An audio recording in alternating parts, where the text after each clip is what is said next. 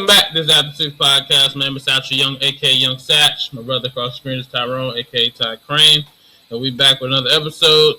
If you guys haven't seen some of our most recent episodes, we just first off want to say thank you for all the support, all the help, all the likes, shares, comments. And most importantly, thank you guys for clocking in with us after we come in after a long day of work and talk shit. So we're gonna get right into the show. I don't even want to do Keep It Bean. I know you laugh because I'm rusty, but it's all good. I got to. No. I laugh because your girl walked through the shadows, nigga. That shit look like The Ring. His dog in your house, so you see it's just a figure walking by. I know that you dead. They about to kill this nigga mid-podcast.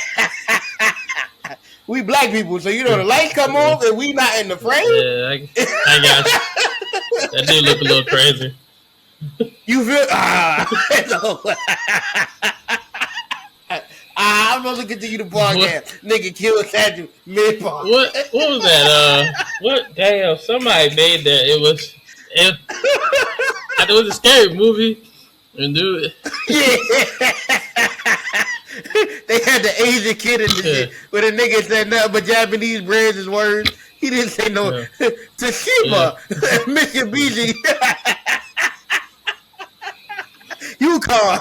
It's just Japanese words. Oh man. Anyway, that's good sentiment right there. Let's get right into it, man. We're just gonna go into it with Tyrone's takes. Go ahead, kick it off, bro. Let's get it, man. Hey, Mr. DEI, man. Happy belated, gang. Oh no. I wanted to shout you out on your actual birthday, but we was fucking up out here. Yeah. So For sure. April 23rd was his birthday. Uh-huh. You feel me? I hit him up. I said happy birthday. It took me 4 hours to make the message. I didn't know what to say to that nigga. You know why? How do you tell a nigga happy birthday without feeling kind of gay? Like,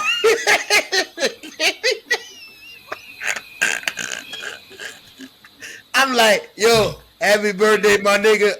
No, I can't do that. That's, you said the word birthday in there. That's make that shit gay. Yo, I love. I mentioned love on it. You can't love no nigga on his birthday. That's.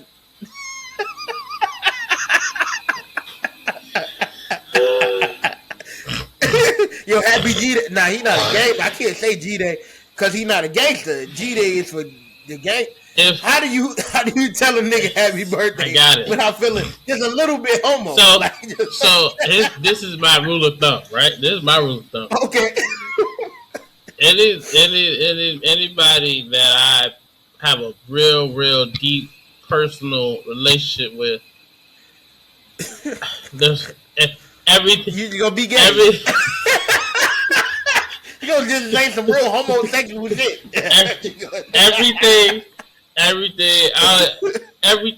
The message is automatically paused from the jump.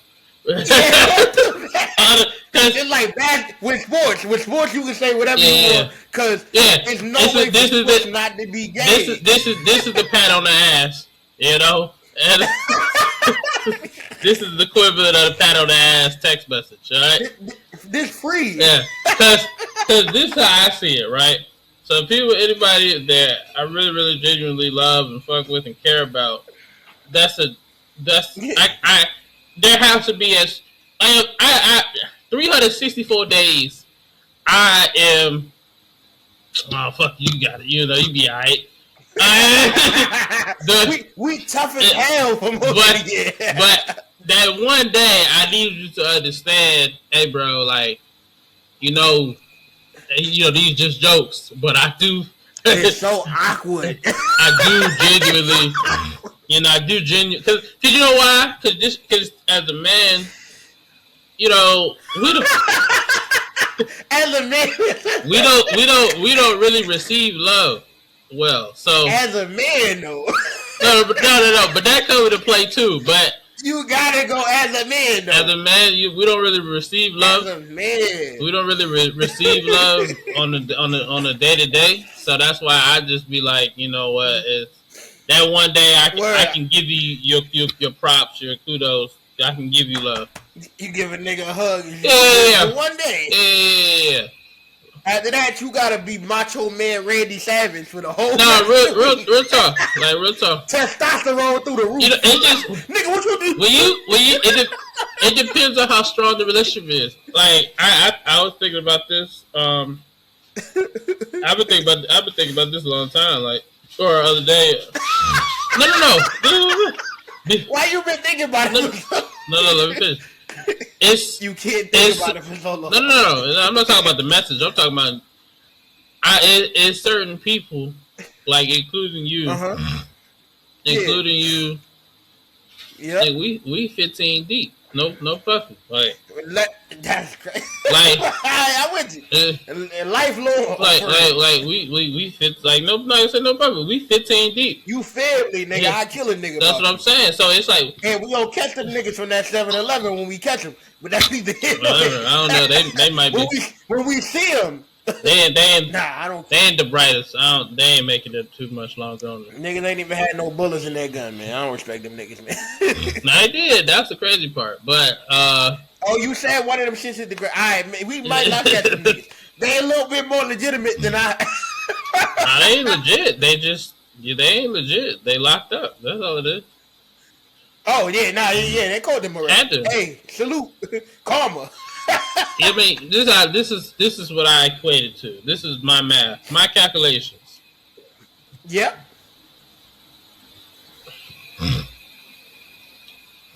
Gangsta, listen, you dropped the gun? That's so not gangster. Yeah, y'all go now. That's so not gangster. You can't do also, that. I feel like you could judge a nigga based on what they rob. If you rob a 7-Eleven. That's what I'm saying. That too. It's only a matter of what you making, like $400 a robbery. You got to do 70 of them joints. There's no way you gonna get away. Hey, let me be honest. Hey, my favorite, time to clock in, fellas. You feel me? if it's not gonna be a brick truck, what we doing? Like you gotta go for the gold, or it's a matter of time. They were you know what I mean? They were on foot. Niggas didn't have a getaway car. They was on foot. They ain't had no whip because I would have seen. Yeah, that'd have been the first thing. Got caught 2 weeks after they did what they would have to. Because first off, this is why I say that because number one, that 7-Eleven was known for had a whole bunch of robberies. There in recent history, like it wasn't like a thing of like 2 months. Nah, last week. What you mean? This was all news to me. You know, this is how they was. I was in the middle of the shit, like, y'all just want to say something. Like, anyway, it don't matter. I got through the situation. I thought it out. Light bulb, man. It's funny though. This is the craziest part. The craziest part is everybody. Some of the other people that went by the 7-Eleven that heard about it, that I work with and stuff. They gonna talk to me like, "Hey, bro, I seen the video, man. Hey, you like? How you see the video? What you mean you seen the video? That shit went viral, nigga. I'm the only one who ain't see it. I wish I could go viral so I can see it, but no. You can't go viral to yourself, nigga. It went viral in the hood. I guess because I'm the only person who ain't seen my own shit. Everybody else like, yeah, he was. The workers were like. Wow, yeah, he was pretty brave. He just stood there and man. I'm like, I guess. I mean, I'm about to say, you got to know the YNs ain't about that for real, nigga. I mean, that's how I felt. That's why I didn't, I ain't buckle, but I also was just like, that was a wild situation. I didn't think. That's a lot. You know what's crazy? That's probably one of the last things I ever thought I would go through. Just because of the places I be in. I want you to give them the wallet next time, though. Just because I want you to live, bro. I don't know who's stupid and who's not, bro. Just give them the shit, bro. I understand. No, nobody want to go through all that, son. Just give it to them, bro. Just the living of it. That's what I'm saying. I feel it. Because you my man. And if not, I would have had to just been combing the Silver Spring area to figure out.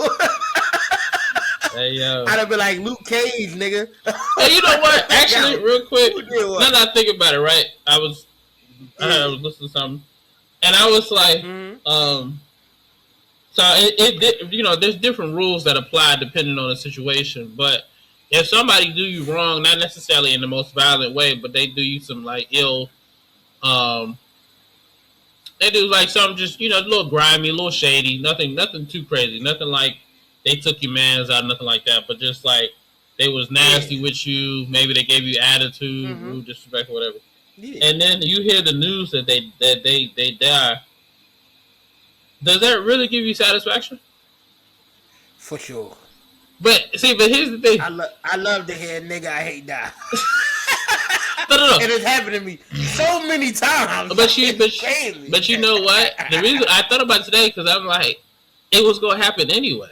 So it just happened earlier. So that give you that little satisfaction. I'm alright. So outside of like just death, like I. But like I said, besides the heinous stuff, besides this motherfucker took out 300 people, and everybody can't make the finish line. I get that, but just somebody that he was already 60, and hey, what's she? Oh no. Oh, that's just me. I don't got no beef with nobody, but I'm just saying, right? I feel real weird about my soul salvation, right? Because I'm like, I feel like I'm gonna make it to heaven somehow in the end. But why did God give me all the revenge on earth? I feel like that. Yeah, I would give you. That's what I say. If you make it, I be doubling up on the planet. If you make it, it's gonna be a floodgate. So shit, it's gonna be muddy waters up in that joke. That's what. Hey, I got people to testify for me, man. I mean, yeah, but you all got the final say though. So that's so. At the end of the day, like I said, if you make it, first off, if you make it, I 100% know I'm going. It's not even a question. Nah, you're not going. 100%. It's locked. If you go, if you go, it's a bunch of people who I can be like, damn, I get it. They put in work down here. They did their thing. Boom. Hey, if they made it in front of me, I get it. But you, I got at least 2,500 reasons before they even look at your application. Okay, your application, your shit is just it's on rollback. Your shit on roll. You're not making it through your shit is gonna delay. It's on processing. You're not making it through the gate. It's lost in transit with your shit, huh? You're not making it through the gate. There's no way. First, I feel comfortable. If I find out the news that somehow your application went through first, and they do what I want, and they reviewed it, if I found out they reviewed, if that motherfucker say reviewed, and I already know they didn't even gotta look at mine. It's automatically green. I'm gonna be in heaven like this. Nah. They gonna be like I said, that motherfucker pop on the board like the DMV, I'm gonna say it's gonna say T Davis. And it's gonna say check. I said, I'm skipping the line. I'm gonna be like, yup, hey, big homie. I'm pretty gonna be me with a bazooka, like. Nigga. Like I said, I was gonna make it. If you make it, because first off, it's already 100% locked. You going before me. That's 100% locked. I ain't even worried about all that. You 100% go before me. It's so hard. Yeah. But yeah, that's already locked. So all I'm looking forward to is T Davis. Check. After that, it's up. That'd be the quickest funeral. No, the man. I'd be that motherfucker. Oh, that's my man, right?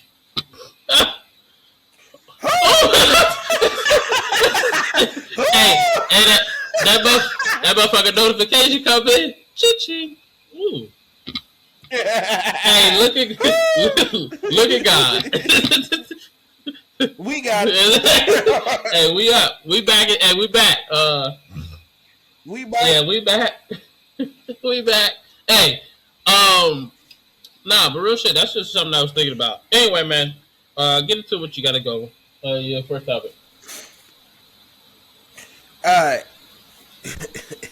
let me ask you this, right? Mm-hmm. So, when somebody keep asking you for help, right? Mm-hmm. How do you tell that person that I ain't got nothing for you, bro? No, let's cross that out. I want to go a different way. We all have the friend that likes to go outside a lot, right? Mm-hmm. You got responsibility. You got bills to pay. Mm-hmm. A woman to take care of. Mm-hmm. Not to say that she like a kid, but a woman to take care of. Yeah. You got 2 dogs, right? Mm-hmm. We all got that one friend who'll hit you up. Yo, we going to the most dangerous club in the city tonight. Yeah. How do you tell that nigga, I'm a grown ass man, my nigga, I'm not doing this no more? Them days over with. Easy. We don't talk. Yeah, that's it. Hold up. Hold up. You selling the hood out, nigga? First off, ain't no hood to begin with. All right? At the end of the day. No. It's the hood out there, nigga. Don't do ain't that. No hood to begin with. Hey, are you selling it out? Look. I talked to you. like what? You don't got no cousins who live in dangerous. Nah, and if they do, I don't know about it. The fuck I ain't talking. Hold up. What I look like? All right. Different question. No. How will you live in the safe? Are you in like a cocoon? How do you keep awful people away from your life? Easy. We don't. They either don't got my number or they just know I'm not the guy. Nah, impossible. No, very possible. Impossible. No. Nigga, they can't know you not the guy. 100%. Cause I see you outside, nigga. Yeah, I've been outside a couple times, but you know what? How did I know about it? I was on Instagram and I said, "Oh, okay, that's up the street." I'm just asking you a question, right? Now keep it 1,000, right? You know. So when these niggas, I gotta cut. When these niggas hit you up, what you be saying? Nobody hit me up because there's nothing to talk about. Nobody hit you up? Nah, I'm grown. The fuck? Get the fuck out of here, bro. I'm grown as fuck. What am I doing? What you mean come out, do this? What? For what? Nah, you gotta pop out, son. Where? Why? Huh? You gotta put your life in danger every now and again. For what? That's how you get the livest stories. I just talk to your ass. Your shit always lie for some reason. Man, my shit is out of control. This shit don't even make sense. Alright, let me tell you how it's doing, right? So I went to this big forehead girl birthday party, right? I went there because my baby mother was gonna be there. We was reconciling. So I went there to try to, you know what I mean? I'm gonna go out there, we gonna kick it, we gonna have a good time together. It'll relight the spark. Man, I went there. I told my other New York friend, the nigga from the Bronx, his name Jose.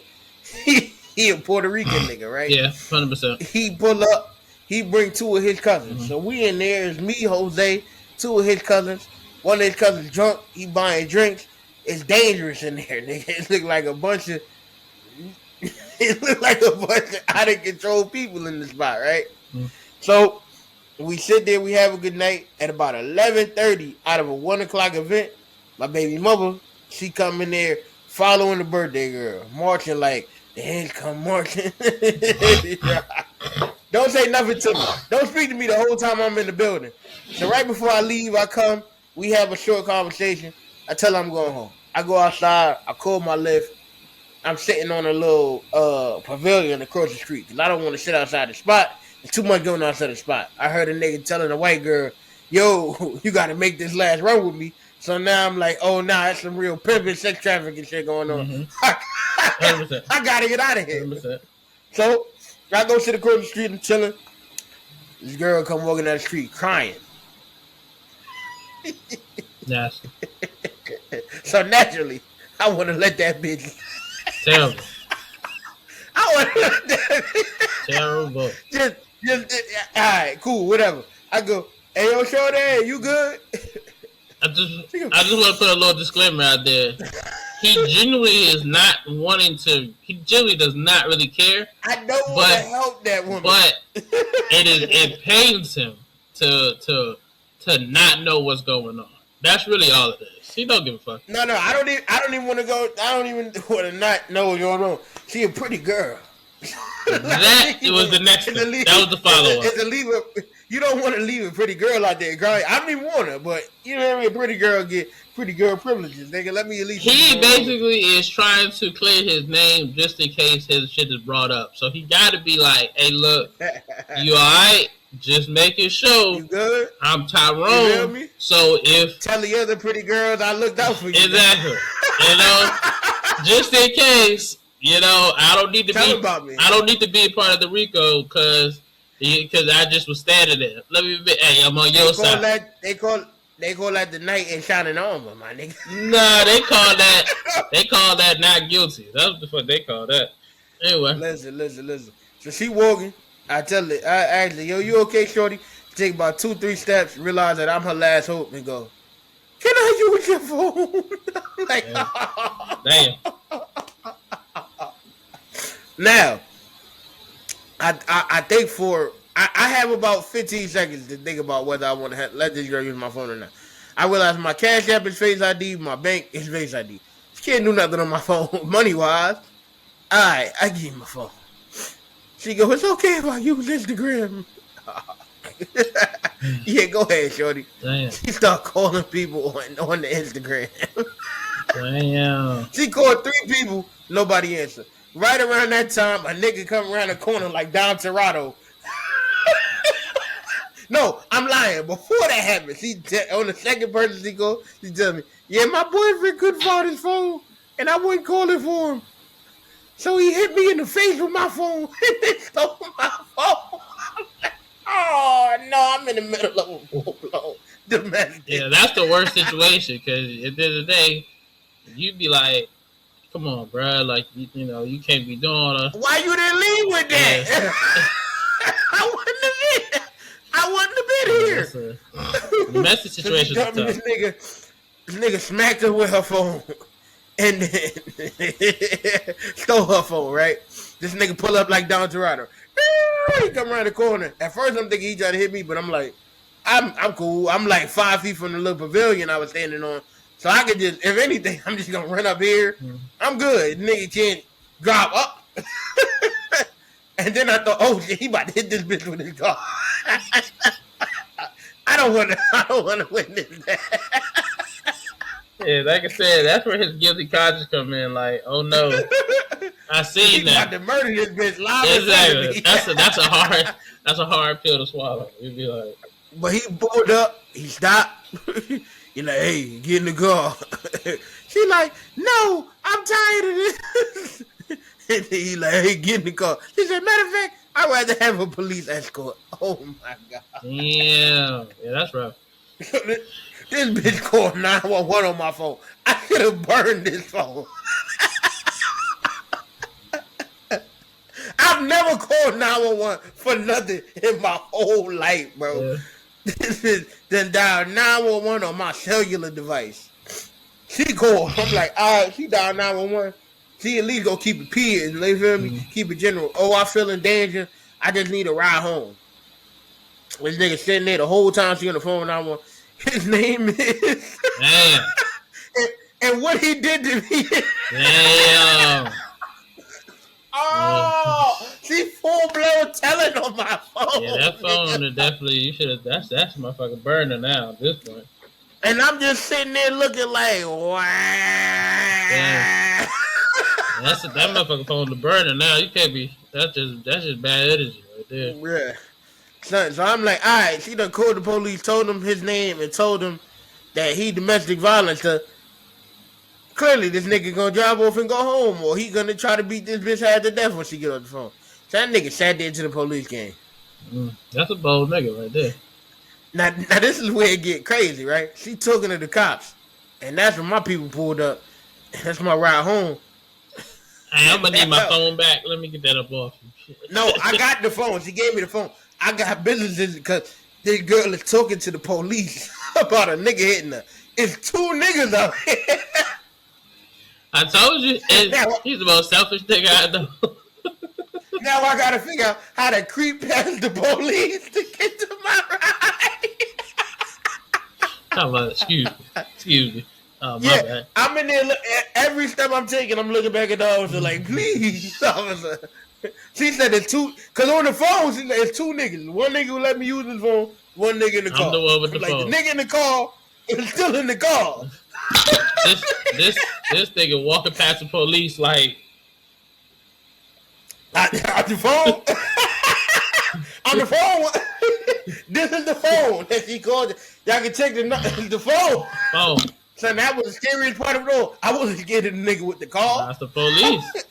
Because the nigga with the car, I seen him in the spot. He about 5'5". I beat that nigga out of death. I was scared of the cops. Yeah. It be like that. I said, if anybody in this situation gonna kill me, it's gonna be the police. Yeah, that's why I look at my situation like, you know, you just be... They might have thought you was the robber. It's kind of hard to look at the dude who got hit upside the head of the robber. So I was green on that, but I was like, he hit himself in the head, that one. Thankfully this, you know, the Boondocks, it tell a lot of truth, but you know that was the one thing that I was thankful it was just to TV. But nah, I mean, real talk, like that's a crazy situation to be in because it's like, damn, like first off, the fact that this man is just sitting there waiting for the police is crazy. But some people don't care. I thought that nigga was crazy. I'm like, bro, why are you not running? Yeah, he might carry the strap on him because. Yeah, that nigga different. Yeah. I don't know what's up with that. He got bail money. That's what it sounds like to me. Yeah, there's something. So I'm ready to go. He was in the spot with Chrome Horse. I'm like, he might sell a little drugs, but even with that, if you know, I guess he might be innocent because that too. The girl said he hit her with her phone. I'm like, I feel like if the phone in your hand, that'd be a little difficult. Yeah. I mean, snatch and smack. You said she got a big forehead, so that motherfucker probably broke. No, that wasn't a birthday girl on that. It was a big forehead girl birthday. Oh, okay. And Shorty was in the building. Mind you, it made me laugh because I don't remember if he was there from the beginning or not, but she was throwing the most ass in the spot. Oh, wow. Not on men, just in general. I feel it. This nigga probably got jealous at the end of the night when Hulk smacked up a little bit. Yeah. Jackie Gleason. Jesus Christ. Pow, right in the kitchen, you dig? Like, hit it with the drum line, you know? You feel me? Hit it again. Harder. Bop. You feel me? And that's why I say I don't like getting in domestic situations because 9 out of 10, they always go back to the nigga. They go back. You be like, I helped you for what? Yeah, what did I put my life in? I put my life on the line. This nigga had to death. I put my life on the line because now you went back. Oh, no. You know? Yeah, no, I ain't fucking with it. I should drop kick you. That's how I feel out there. But anyway, continue. Go ahead. All right, my third and final, right? What's the hardest celebrity death that ever hit you? Nipsey and Kobe. Nipsey? Where would you at when Nipsey died? I think I was in the crib, and because it was Nipsey and Kobe. I know exactly where I was with Kobe because I was at my old job, and it was on the news. I called out of work. I'm a bitch ass nigga. I couldn't.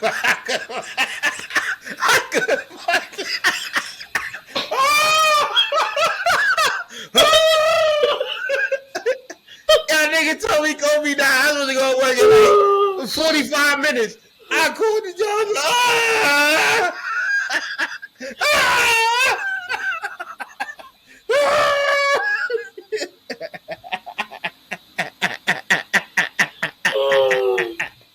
Yo, I had 45 minutes till I was really going. What's funny is the fact that You lose your money. You lose your money on all these niggas who are actually living and don't do shit. But I guess you figure, hey, if I lose my money on these niggas down here, I can lose my money on this nigga up there. I feel it. I respect it. Nah. Let me tell you what, son. One thing about Kobe, he had a tendency, right, to have his biggest moments at games that I attended, bro. Are you seeing Kobe? He has a buzzer beater. Yeah, he has a buzzer beater in the Charlotte game in 05 or 06. I can't remember which year. The nigga hit that. I was at that game. Oh, that's lit. The game, the Brooklyn Nets game where he dunked on Brook Lopez and Gerald Wallace. Oh shit, the split when he split the defense. I was at that game. Wow. Yeah, Reggie Evans, the play before that, blocked him. He got mad, and then the next trip down, he dunked on two niggas. Yeah. I done been to some of Kobe's biggest moments. I never met the nigga. That was one of my life goals, and this nigga died just on some random afternoon in January. I might have to take that back. You going through the gates, because if that was what they said, if you said that was your biggest one, and that got cut. I don't know, dog. Son, that was my nigga right there, son. I couldn't believe it. Hey, look. I mean, I ain't gonna lie. We had like a little back room, man. I ain't cried, but I definitely was like, I just need to sit down for a second. Like, I couldn't function. I had a couple. Fuck me up. I had a couple people. I laid in bed that whole day with the lights on there. Yeah, he definitely. That was my nigga right there. That's like Mike dying. I found out all the celebrities that died in the worst. I found out all the celebrities died in the worst way, nigga. I was at my sister's best friend's house. Mm-hmm. My sister's best friend had like 9 siblings. So one of them niggas, for some reason, was mad good at dancing. That nigga was like, yo, Mike just died.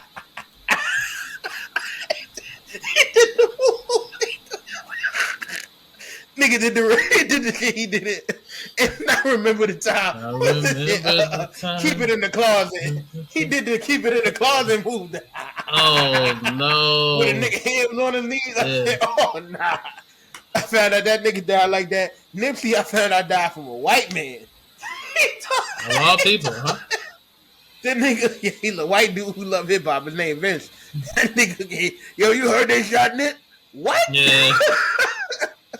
Alright, so the Mike was tough because I just remember like coming out and I was on the news and I came out front and I turned they had it on the TV and said Michael Jackson has died. I said, what? I said that's unbelievable.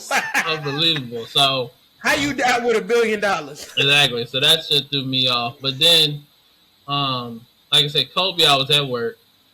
Nipsey Hussle, I think I was at home, and I was at home, and I was on my phone, and I was just seeing people. His picture kept popping up. And his picture kept popping up, and it was like Nipsey Hussle died. Nipsey Hussle's been shot. Nipsey Hussle's been murdered. And I said, damn. So I went to Twitter, or somebody in the comments was like, yeah, you could go see the video. It's crazy. I mean, I went to Twitter, there it was. I said, it took me months before I could even like listen to his music again. Yeah. It was hard, but that's like that. It's tough. It's tough even now, right? We with the Michael movie, which I know you ain't seen it yet, but it's a lot of. You go over. I'm never watching that shit. It's to me it's extremely. There's a lot of things going on with it, but then all I can say is the best thing I will say. I don't want to shit on it at all, but the accuracy of what in terms of no. I'm just talking about Jafar's performance. The accuracy of Jafar's. I'm with you. That shit was crazy. When he shoot it. His first words on camera. When I said that Mike is crazy. People talk about like you could talk about the script, movie, whatever. It didn't include that, whatever. Cool. The undeniable fact, Jafar killed him. Mm-hmm. Like that. His accuracy, his level of the execution. To me, is the equivalent of Ray. Did he really have a choice, though? What you mean? With that nigga ain't got no motion. What he got going on? His uncle I'm is trying to be him, right? his uncle is Mike. What you? The whole family. Your uncle, you would have smoked. If you had to play your uncle, you would have smoked that shit too. Like, who? Nah, I wouldn't actually. I wouldn't at all. It'd be trash. Huh? Nigga, I smoked your uncle. I could totally see you impersonating your uncle, nigga. Nah, like that would nah. I can see statue as your uncle. No. That would be horrible. That shit would have been an instant classic, nigga. Nah, that'd have been. I don't know what he looked like, but whatever he. They wouldn't like, even bootleg my shit. It'd have been. Hey, look, that nigga would have been. You underrating yourself, man. Nah, that'd have been horrible. You could have been your uncle. That'd have been horrible. But nah, I think, like I said, his execution of that it was insane. It was insane. But it's funny because as I find myself getting older, celebrity death is less about like it's less about like admiration and more about like I see myself with the person. Like it Kobe was obviously admiration. Michael was admiration. You humanize the people. With XXXTentacion, that nigga was my age. Like, yeah. That was like the first time a nigga died, and I'm like, holy shit, nigga! I could have got famous, and been. No, you pop smoke. Like these niggas are our age. As you get older, you humanize the situation because, like, especially with Kobe, as soon as everybody found out that Gigi was with him. It was like, wow. Yeah, oh my goodness. So like there was that ripped my heart out. So there was that, and then with Nipsey, it was the fact that it hit home the fact that he was in his own neighborhood at his own store. Yeah, that's what it was for me. It was like, and it was you did so much for this community, and for this, so you a nigga from your community turned his back on you, crazy. So you like damn, but then you even like that. Then like with Mike. It's like that's why for anybody who's like a hardcore fan of his, it's a lot of people. Like for example, with R. Kelly, motherfuckers, they be like, "Hold up, where you going?" With no. Before I found out what. Because where you going? It's a lot of people who are R. Kelly fans. Get me in trouble. It's a lot of people who are R. Kelly fans who they like, man, yeah, he definitely did it. But that motherfucker, that song though, is So there's a lot of people like that. But so even with Mike, one thing for sure. with Mike, you gotta think like it's a different level because of the fact that to this day, I don't care what documentary, I don't care what evidence, I don't care. It's hard. It's really, really hard to believe that the accusations and stories, whatever. This is what he did. I like the Mike shit, right? Because with Mike, they try to like. I feel like almost everybody at this point say he didn't do it, right? Mm-hmm. But with that, it's like, why did he do the things? Like, why do you look so guilty? That's very true. And that's my favorite part of the Mike shit. Is one nigga I saw him on the podcast. He said Mike might have been autistic. Like he's like he had a perfectionist thing with him, but also he had a love. He didn't understand social cues. Like you're not supposed to have children in your bed. Well, why? That's my friend. Like when you got that type of money and you got that type of money and and especially back then, you talking about fame in the 70s. The 60s, 70s, and 80s, then especially when you reach your peak powers in the 80s, where everybody on the street is like about to faint, about to die, about to going crazy. Literally. Whenever you walk outside, exactly, and not even you don't gotta touch. You could be 100 feet away from them. It's the fact that they seen you. So and then like I said, the 80s is different because it's not as sensitive. It's not as politically correct. So when you in that time period, you grew up like he did, where there's like he don't understand. He didn't have no childhood. He had no. There's a false sense of reality there because of the fact that I think that was the greatest one that I heard on that same podcast where the nigga said that Mike might have been autistic. Another dude was like, yo, Mike never really had a dissension. Like with every celebrity we ever seen, there's a point where they're not them anymore. Like Michael Jordan is either the first or the second greatest basketball player, depending on how you look at him. Mm-hmm. We don't look at Mike like they looked at him in the 90s because, you know what I mean? 30 years done passed, nigga. Like, your time is up. We ain't seen you dunk nothing. Mm-hmm. For some reason, with Michael Jackson, it's only up. Like, to the day the nigga died, like, even when he stopped releasing music, it just made him more famous. Like, yo, we ain't seen Mike in 10 years. Where's Mike? Like, it's like, you know what I mean? He the only nigga in human history being a celebrity. This how I look at it. Your shit only go up. This how I look at it. There's no point where they... My sister was born the year he died. So the fact of the matter is, he was... The kids know him like that. The kids are... They never even seen nothing. Nothing. They don't know this nigga. They heard the music and love the music. And it's like, oh, that's different. Like I said, that false sense of... Now, that lack of childhood, that false sense of reality, because of the simple fact that his reality is like, I'm going to buy whatever I want. I'm going to go wherever I want.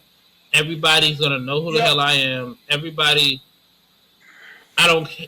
Of all ages love me. So what is the... It's been like this since I was 5 years old, my nigga. So, that's just a throw up for 5 to 50, whatever he died at. 58. You was the man, nigga. Exactly. So it's like, man, that shit right there is real. So I don't know. I mean, for me personally, that's a hard pill to swallow because. But what about the niggas who in recent history? Which one you didn't relate it to as far as like in recent history? Recent history. Like that nigga said I ain't got no sympathy for none of these niggas. No. Like no. You die anything past 2019, you just dead, nigga. You should have died. Nah. I think like I said, I mean, I think the one that was probably the craziest for me was probably like the Juice WRLD. Not because I wasn't crazy about his music or nothing like that, but I think for me with Juice WRLD, it was like because I watched the documentary and stuff, and when you watch, first off, when you hear when you read the toxicology report, and you like, this man, what didn't he take?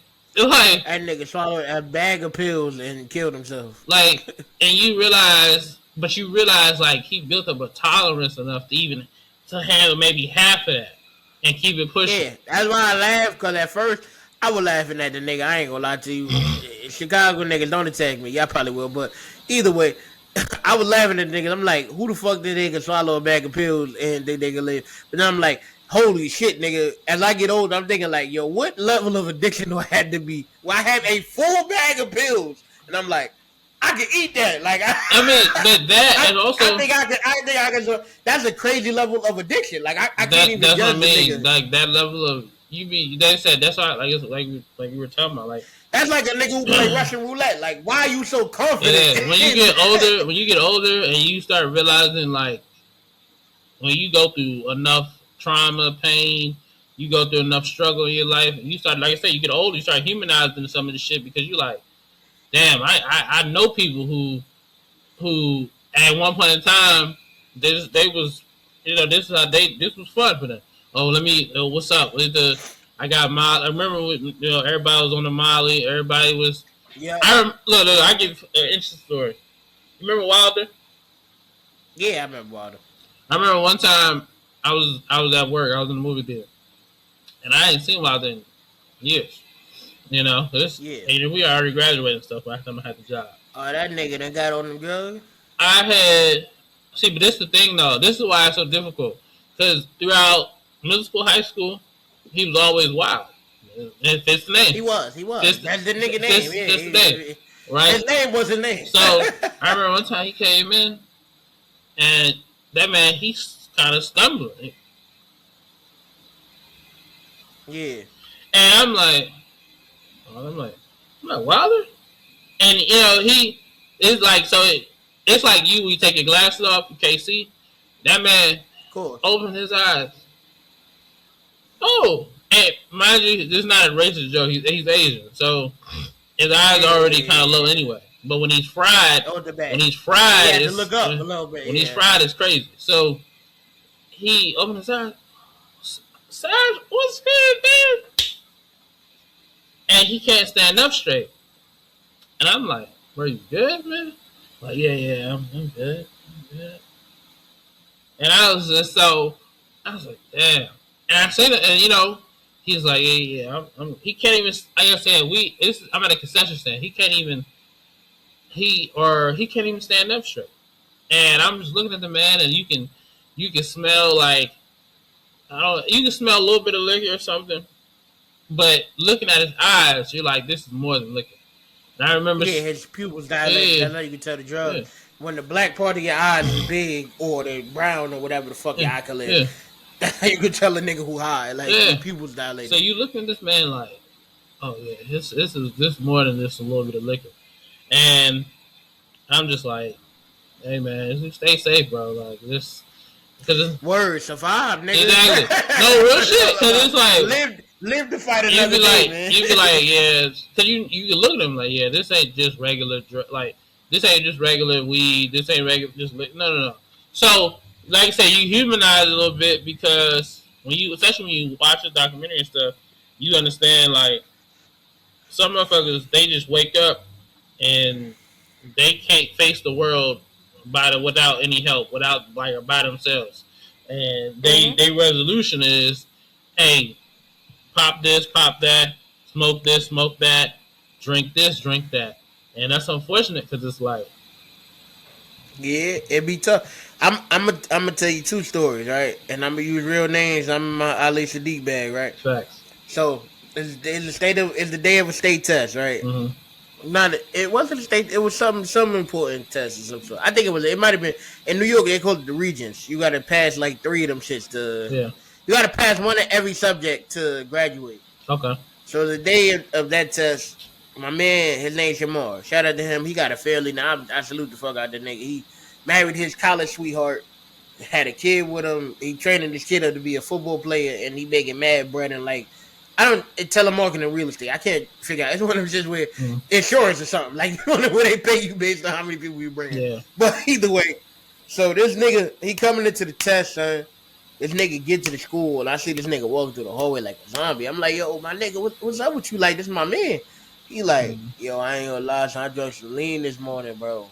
He said, I saw a pole coming at me and I couldn't stop myself. Nigga walked directly into like the lean slow down time, but it slow down your reaction time too. So I see the pole coming. The pole is in my direct line of sight, and I just walked into the pole, and I was like, "Yeah, I'm never gonna try to lean because of that." Yeah. All right. Aside from that, when I first got to Delaware, I was a pothead. That's what I used to like to do. I like smoke. I don't smoke no more at all. And the reason why is I go to smoke with my cousin Mike. He got a homeboy named Dom. Dom is the dumbest nigga I ever met in my life. I don't know why I smoked weed with this nigga. I would have still been getting high to this day if it wasn't for this nigga's existence. So my cousin Mike, that's his friend from high school. The nigga told me Dom dropped out of high school because Mac Miller dropped out of high school, and he aspired to be a rapper. Dom was 2 weeks from graduation. Had all his credits, could have just finished high school, dropped out because the only way to become a rapper is to follow Mac Miller's immediate steps. Should have told me a lot about this nigga before I smoked with him. Cool, whatever. So we in there, we getting high, son. I used to smoke all the time at this point. I smoked this nigga blunt, and then all I seen was plus and minuses coming down. It looked like the Matrix sequence. Oh, damn. Yeah, that's like Chris Tucker. Okay. Yeah, literally plus minus. So I spent the next 45 minutes trying to get out of his grandmother's Winnebago. I'm reaching for the door handle, but I can't reach the door handle because the plus minuses are blocking my hand. Facts. That's crazy. So I open the door and I roll out of the car. Roll out of the car. The Chris Benoit. I had Mike look over at Dom and go, "We gotta go home." So I'm going home with Mike. This broke the plus minus sequence, made me feel like, whoo. Yeah, you can breathe again. Yeah. I'm talking to Mike about it. I tell him about it. I smoke a couple more times. Every time I smoke from then on out, I see the plus minus. I start panicking, nigga. I can't do this shit no more. I gotta start smoking. Years later, we go to record some music. the nigga Dom, he show up to record music with us. So I got a bottle of Jack Daniels. As y'all know, I like to intoxicate. So I'm drinking my bottle. He go, yo, can I get some of that? I'm like, nigga, whatever, nigga. I buy Jack. This has been during COVID. My bread was ridiculous. I almost said a word I can't say, but it started with Reed. But yeah, nah, the nigga. So me and this nigga went back and forth, passing the Jack Daniels back and forth. He go, yo, I can't even feel that shit, bro. I'm on. I don't remember what the pill called. I'm exaggerating the name because I don't know what it is. I'm on zetamine, and I'm like, I'm like, so you're drinking even though you can't feel the alcohol. That's crazy. You're drinking just to drink, just because this is just a lifestyle. Like drinking and drugs is all I do, and it don't matter if the drugs is overcoming the drinking. I'm a drinker with liquor around. And I'm like, I never thought of addiction that way, to where it's like, it ain't even about feeling. It's just the art of doing. Like, yeah, that's a different level. But that's how, like I said, I just do the. I felt that with Wilder because I was just like, bro, he just doing it to do it. Like, it's just something to do. Especially at that point, like we, different high school, it's like, oh, this is a cool thing. It's fun. It's like, oh, my parents will want me to do it, or get a rush out of it because I'm not supposed to do it. We kind of grown, dog. Like at the end of the day, literally, like you still going this hard off, and it's like I said, it's the daytime. It's not even 5:00. It's not even night, bro. That's the shit that be crazy. It's not even a Friday. Drugs like this, and it's not even the weekend. It's not. You ain't got shit to do tomorrow. This is like a Thursday or something. And it's just like, man, bro. That shit is wild. So at the end of the day, bro, like you say, you get older. And shout out to Don, man. I ain't got no issue with you giving me clear paranoia because you a fiend. You feel me? What Wayne said, hoes gonna be hoes, I couldn't. Fiends gonna be fiends, so I couldn't blame Don. Yeah. You feel Facts. me? Facts. You into them drugs, nigga. I should have never. It's my fault if he was smoking with you because I knew you was into that before. When the nigga told me you dropped out of high school with 2 weeks left and all your credits, like that's clear ridiculous. Anyway, man.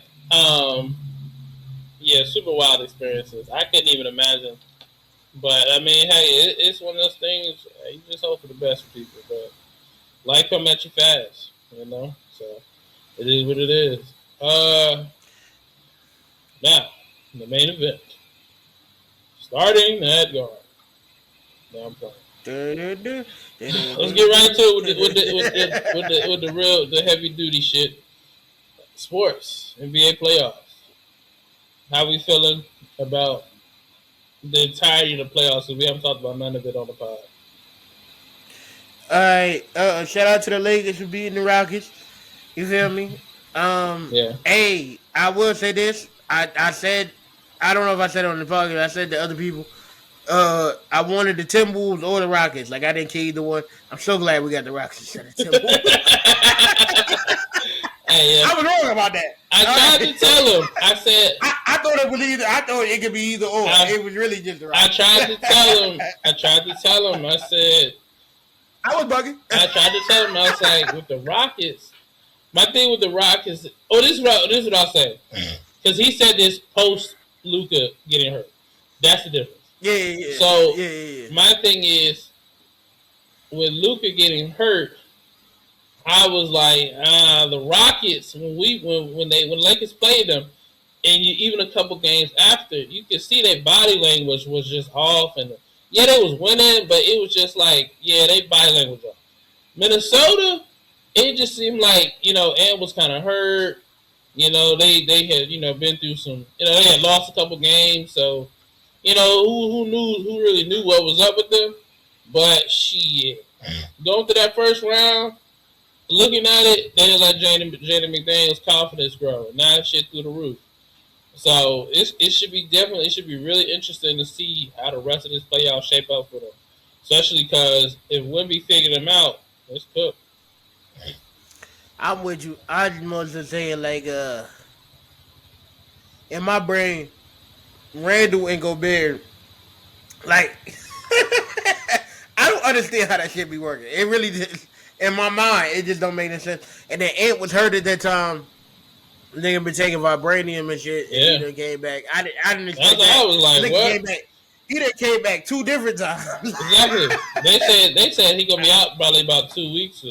They said like 6. When I said what I said, this nigga was supposed to be out for like a month, nigga, and then he just somehow nope. That vibranium kicked in. Yeah, I didn't have no. I didn't in my brain. He wasn't gonna be out there, so I'm like, all right, nigga, we can stop Dezamu and Randall and go there. This nigga done took it to a whole nother. Like I said, I was wrong with that, but I also didn't have all the information that I have now. Yeah. I look at it like this. I mean, it at the time period it made. Like I said, I've been telling you at the time period it made sense. Now today, it don't. In the moment, it sounded like it was bothering. And we could have beat. I don't think we could have beat them. No, because it's no way, because looking at their level of defense that they picked up, their defense is kind of crazy, and the fact that I'm not even saying. I feel like when they lost DiVincenzo, Edwards, and Dezamu at the same time, we might could have got them niggas, man. I feel like they still set up to stop Denver because you can stop Jamal. I don't think McDaniels is gonna stop Braun no matter what. Nah, but at the end of the day, it's difficult. We might have been down 3-0 by the time the niggas went down. It's tough. It might have been too late. The issue is, and we've seen it with this series, it's not about stopping Braun. It's about stopping everybody else. No, I'm with you. I'm saying more so like, all right, so with Denver, once you stop Murray, you stop Jokic, you cut them niggas' legs off. 100%. I don't think it's that simple with LA. Like if Kennard still showed up like he did, but that's my point. If you shut, you're not really gonna shut down Braun. The only thing you can do with Braun is kind of tire him out at this point in his career. So, but at the end of the day, if he has for example, when you look at the Rockets series, everybody, first off, the fact that everybody was going hard on Braun, saying, "Oh, it's gonna be detrimental if he blow a 3-0 lead." Ridiculous. Ridiculous. First off, it's Braun. Let's start there. Ridiculous. Second of all, why would it? The history is they never have. So why would Braun be the first?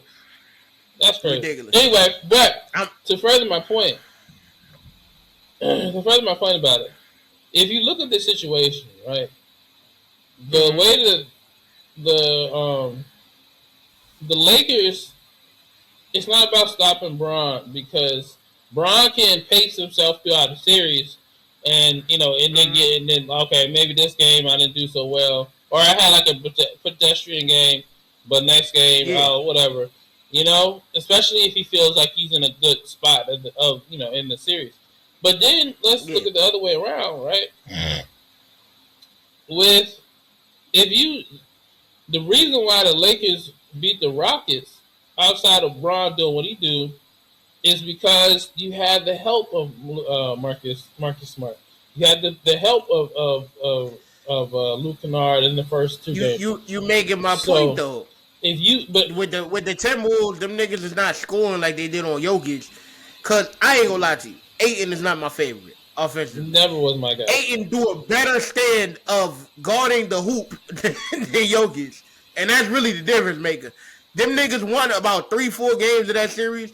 Just pick and roll and have a nigga go downhill. Dezamu had 30 in one of them. The problem is all downhill layups on Jokic. The problem is Lakers can't guard. I sent you the Jaden McDaniels highlight reel. It's 35 points. But Lakers can't. A mid-range jumper on Jokic. The Lakers can't guard that because they just don't have the people, the personnel for it. I think Ayton has a better stand than Jokic. It don't even matter, because at the end of the day, like you said, Jaden McDaniels is just a pull-up jumper. That's it. That and Marcus Smart is running through them picks. It don't matter, because nobody on Denver was running through them picks. Them niggas just let it was nasty, but at the end of the day, them niggas just let that shit happen. At the end of the day, the problem is you got people who can shut down Austin Reeves and shut down Luke Kennard. And Marcus Smart, he gets in his own way. Who was gonna be guarding Luke Kennard? Anybody. It could be. I'm about to say, Edwards went down, DiVincenzo went down, Dezamu went down. Who left to guard Luke? Who got to guard Marcus Smart? You can put Shannon on him. You can put McDaniels on him. I don't think Shannon's stopping nothing. Why not? McDaniels got to guard Braun. It don't matter. You still got. That's the only. No, you put Julius Randle on him. Julius Randle and Kennard? No, Julius Randle and Braun. Nah. Julius Randle doesn't. Julius Randle, he doesn't mind taking that challenge because it's always been personal with him. No, he takes the challenge. He gets his ass busted. I don't know why. But I think because the Wolves win, the thing is, it looked like he do better than he do. He don't do good. The nigga he do, but he's going to be physical with Braun, and he'll live with it. But yeah, he will. He will push up on that. Because what's going to happen on the other end of the ball is he's going to try to he's going to score a couple buckets because he's going to get somebody to switch off of him, or Braun's going to play off of him or whatever. Yeah. And he's going and it's a win for him because he's like, we probably gonna win the game because y'all can't mess with us defensively.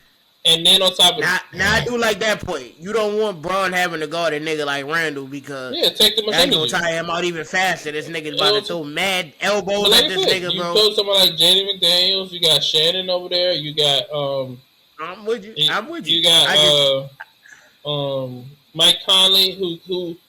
These are the type, and Mike Conley, I'm not saying he's older, but he's still the type of player that you throw him on what's supposed to be like the weaker offensive player.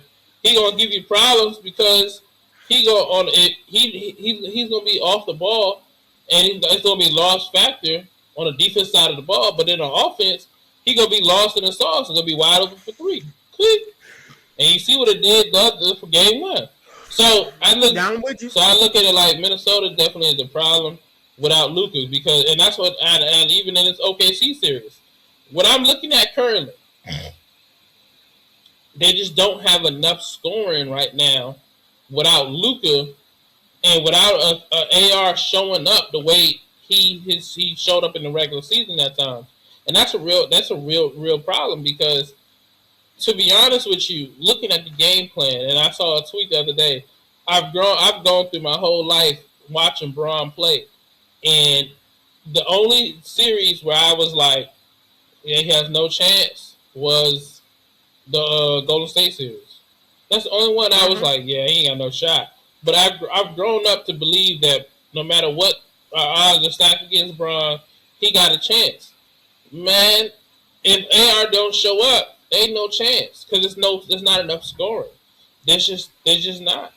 So no, I'm with you. I think the Thunder gonna shoot the shit out of it. I think it just depends on what Austin Reeves does and what Marcus Smart does.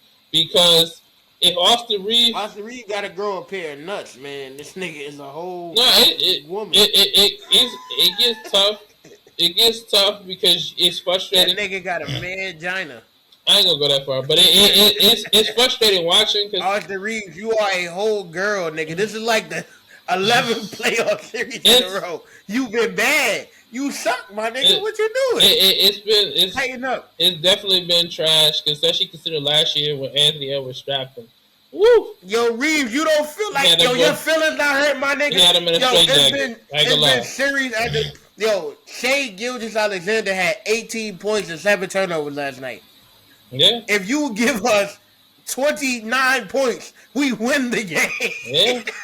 That's probably You don't feel like a girl, my nigga. You playing bad when the other team best player play bad. That's definitely the most frustrating thing because looking at the game, it was close for the majority of the game. It was JJ got the secret to stop this nigga, man. Yeah, that's what I'm saying. Like he got the code between Braun and Jay, and I'm seeing out of JJ and his coaching ability.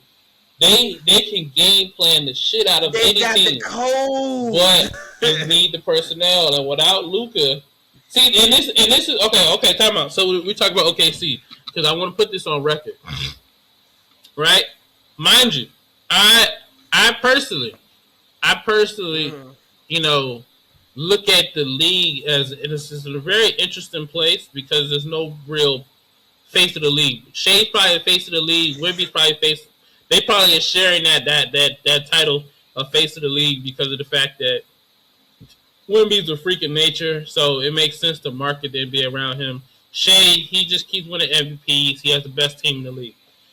But I think for me personally, watching him and then hearing people talk about him, it kind of pushes me away from him because of the fact that it's hard. It's for me personally. I look at Shea as he's a great talent. Obviously, he's definitely the best player on that team. But it's hard for when I hear the people, the talking heads talk about him, because it's also like I feel like they give him way more credit than what I feel like he truly deserves, because the team is ridiculous. Who you what? There's no other team. There's no other team in the league and rest of the playoff that could go 12 deep every game. I feel you. I feel like the team take away from what he could do. Like it's. I'm with you. 12 deep. You right about that. What I'm saying is to go 12 deep and a nigga still get 30 every night. It's like no, but my thing. I'm playing less minutes and I'm scoring just as much points. But my thing is second best amount of points in the league. But my thing is I'm kind of elite at putting that. No. He is elite. But he is elite. But elite. No, he is elite. Problem. He is elite at that. But I also look at, like I told you yesterday, it took 7 years for that team to. It took 7 years of to get that team right, and it took, and just like with San Antonio, 3 years of first round picks or lottery picks, and here we are now. Yeah. So at the end of the day, you look at OKC, and they haven't missed on no draft picks. They had 100 draft picks. Correct. They ain't missed on nobody. And then you look at they salary cap. None of their shit hits until next year. Now next year gonna be some problems for them because they gonna be bad. They got a lot. They gonna lose some core pieces. Now granted, they got another lottery pick, so who knows what the fuck gonna happen. But somebody gonna have to let Hart and Hartstein and Dort go, and probably Case of Wallace, and probably one more other person, and then they gonna probably lose about four of their guys. And they still got AJ gonna walk through the door, and it's gonna be like they still got Topin who just beat Testicular again. Yeah, he's another lottery pick. We don't even know what that nigga is yet. Yeah. We haven't even seen this nigga really get. Exactly. And then AJ on the way, so it's just gonna be like, what we lose. But that's what I'm talking about with OKC. And they just got McCain at the deadline. Like, that's what's so crazy about with me with OKC is like you watch OKC and it's frustrating as a person who, if you're not a fan of them, because you'd be like, they sub people out and it be zero drop off. There's no difference. Zero and there's another starting five. What the worst part about it is they all guards. Ain't no true wings. Not Andrew.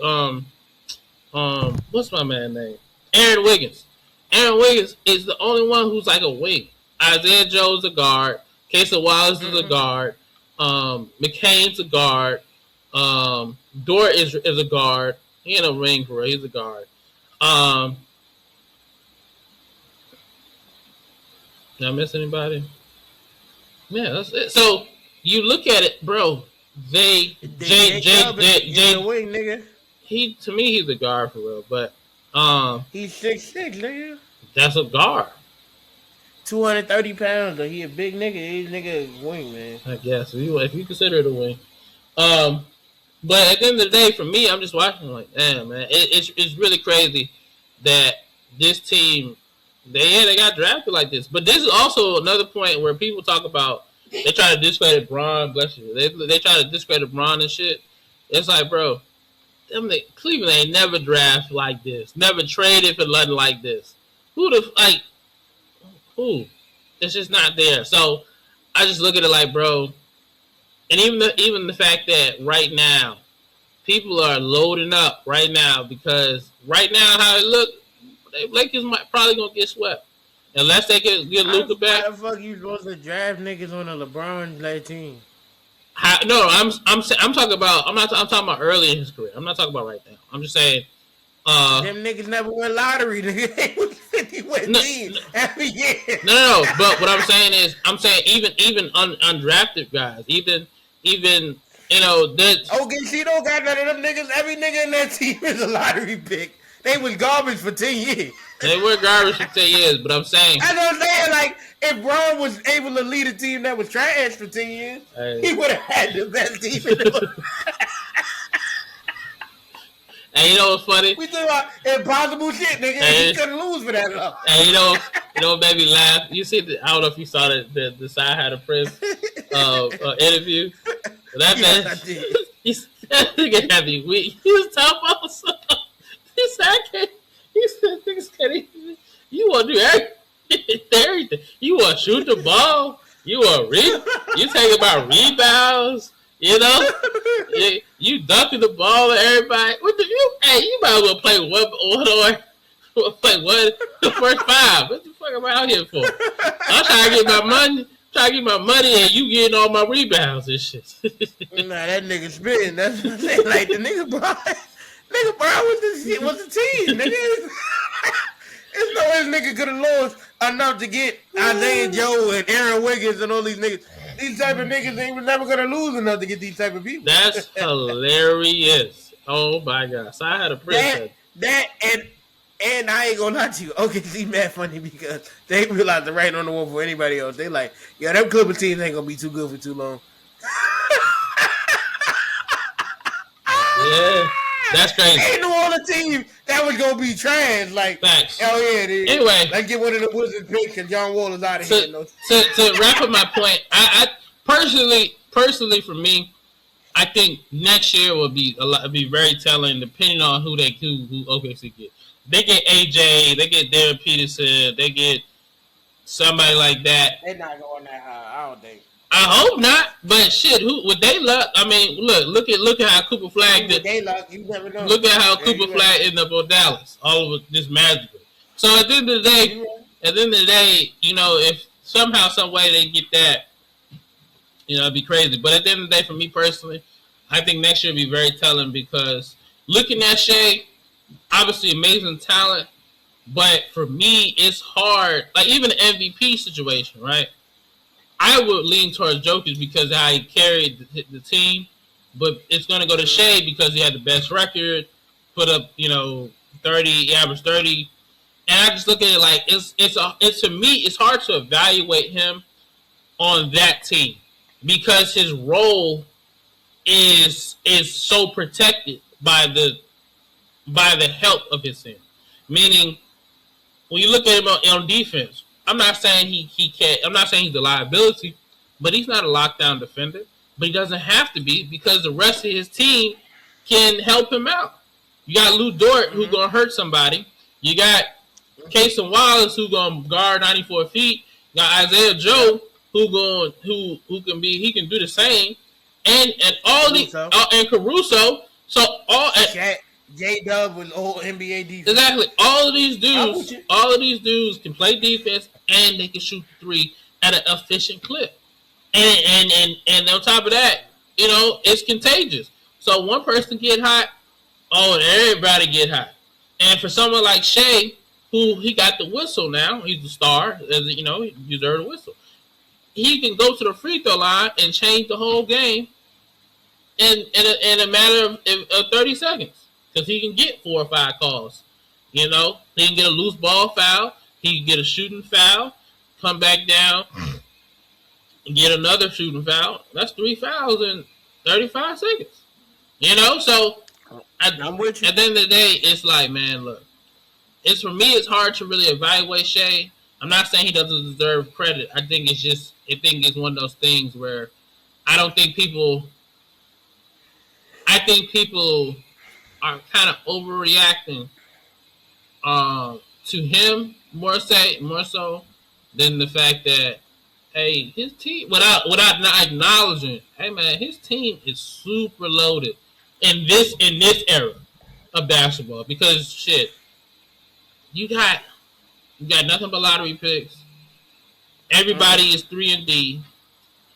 And you're in a league now where majority of the teams, they've been built off of salary cap. They ain't been built off of draft picks and you know, a couple trades here and there. Nah. So at the end of the day, I don't know. But looking at this series, Lakers, LKC, it's gonna be a tough series without Austin Reeves. Austin Reeves gotta show up. But if Luka come back, They got a shot. They're still a sweep. Nah, they got a shot. They got a shot. Nah, they got a shot. Because that's really the only difference. It's the scoring. It's not the defense. It's the scoring. Alright, so this defense has been so good and so, like, reasonably guarding all these people. Did Luka Doncic not make this defense way worse? He does. Like, we've been hanging our head on our defense, right? So we do get the offense when he come back, but then our defense is worse. And I'm like, I don't. But I've also seen. I don't know. I've also seen Luka be a part of a defensive team that got him to the finals. So, and then they had a different personnel, but at the end of the day, I also look at it like, look, if Luka can get to the finals, and playing the defense that he do, hey man, and with the game plan that they have lined up right now, and especially looking at what they put on display. Yeah, it could be rust. Yeah, whatever. Yeah. The difference is Austin Reeves putting up 20 more points. Yeah. So that's all I'm saying. I would see how that shit go, but anyway, look at talk. I was gonna come on here and say that the Knicks gonna won the championship, but OG Anunoby, who is the X factor for me, he the only nigga on the Knicks I've ever seen like actually take the second option role this year. Like every other year, the Knicks come out there, Jalen Brunson, and then whoever's hot, that's a bad game plan to come into the game with. OG has consistently been being the second leading scorer for the team. Like he's been giving them 18 to 25 points every single night, which is all they really need to win, because you're going to have a bunch of niggas who give you 6 to 10, 15 points on the Knicks, right? That's all of them niggas. Clarkson might give you 6 tonight. McBride might give you 11. Bridges might give you 15 on a random night. They don't have nobody to be the second option. OG has been the second option. This nigga pulled a hamstring tonight. I can't even throw my... Oh, wow. I didn't know that happened. But I saw that shit and I was like, oh my god, I can't even throw my prediction out there. But let's act like that didn't happen, because I really want to hear this bullshit. So let's pretend it didn't happen. So I can shut this shit down. Let me tell you what I think. I'm gonna Wimby this shit. Go ahead. Okay, that's fine. Shea don't want it with them niggas, man. Why don't he? If OG could guard Shea, right? He ain't gonna do that. Because why couldn't he? You think OG can't guard that nigga? No. Who OKC beat that got a real second option on the team? They beat everybody. What you mean? Who they beat that got a real second option on the team? Besides the Spurs. That's the only team they haven't beat. I'm saying, in the play when they did their championship run, right? It's Jokic. I mean, nobody. And it's Murray. I mean, besides Denver. But yeah. Even with them niggas, I don't look at Murray as... Murray ain't that. Murray's inconsistent. Yeah. If you could put anybody physical on Murray, Murray's out the game. Yeah. There's nothing you could do to stop Brunson. Brunson is gonna be Brunson no matter who they going against. But you have bodies to throw at him, and you can, and yeah, he might get his 27, 28, whatever. But how many shots is he taking? It don't really matter. It do. And then that's another thing. The Knicks have changed this year also. They have. Karl Anthony Towns playing the Jokic role now, which I think is kind of unstoppable, because the nigga can shoot the three. You can't just sag off of him and play the backdoor cut. Live with Cat. Cat does not scare No. It's not about the shot. It's about anything he production he gives you. If you gotta play up to me, right? Yes. And I know how to pass. Yeah. I don't care. There's always an opportunity that a nigga could run around my back and be wide open for a layup. Yeah, 100%. And that's what's been happening this whole playoffs. Cat has been just holding the ball, a nigga run around his back. How do you? Okay, here's the thing though, right? He did it tonight. They won tonight also, by the way. Nigga, this is easy money. Like, here's the thing though, right? Hartenstein is about to change Brunson around the cat back. Here's the thing though, right? Because OKC can go small. They can go small, and now you have a situation where you go small, and you force Cat having to guard.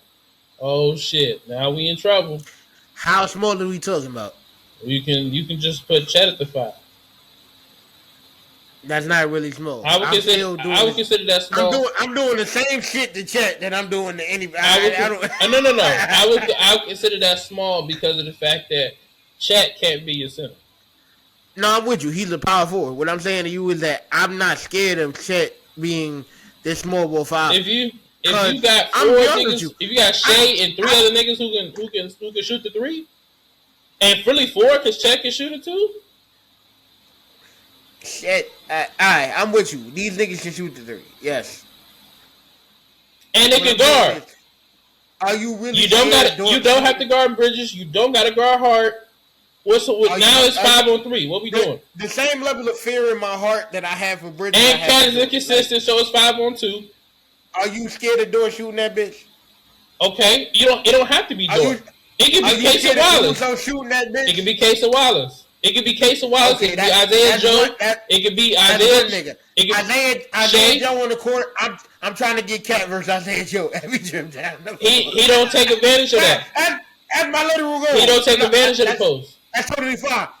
He don't take advantage of it. If you watch the Knicks, he don't take advantage of it because as soon as he get one of these type of niggas, they send a double immediately. Okay. That's why I say, if Cat is in the passing mindset, it makes the game so much harder for the other team because he posts up any nigga smaller than him and he can fucking shoot. So I live. He's inconsistent. I can live with anything he does. There's nobody in the NBA who's been living with Cat shooting the ball. Yes, they have. There's nobody in the league doing that. What team did that? Why is the Knicks not? Why are the Knicks not number one seed though? They don't have to be number one seed. I'm just saying. Made the college finals last year. Why are they number? They made the college finals last year. I'm not saying that's not true. I'm not saying that's not true. What I'm saying is why are they number one seed though? The same reason that I told you, yo, in the playoffs, the Luka LeBron pick and roll was gonna be unstoppable. Mm-hmm. You hold some shit back during the regular season that you're not gonna use. But I live with Cat. Like, I'm not about to go out here and give you all the tools to the fucking trade, nigga. I've seen enough Cat in my life. The same way that the Knicks done won 4 or 5 games by 30 plus points. They don't do that in the regular season. I've seen enough Cat to understand. I'm gonna put him in the pick and roll. I'm gonna put Brunson in the pick and roll.